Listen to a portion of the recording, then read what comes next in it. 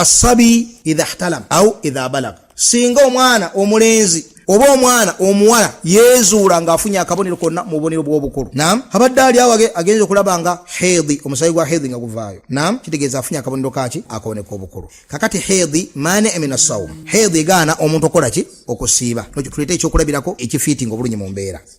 Abeere mulenzi oba muwala abadde ali awo ategedde nti mu bubonero bw'obukulu tugenda bula mu kifo kyabwo. Naam, mu bubonero bw'obukulu mulimu okumera enviiri enkakanyavu mu bitundu ebyekyama. Ash'aru al-khashin, kifulumyamu oluttunta. Olutunda mu lutamu kya sekaali kirima. Mu lusamya. Otuviiriviiri otwo twekitootwo.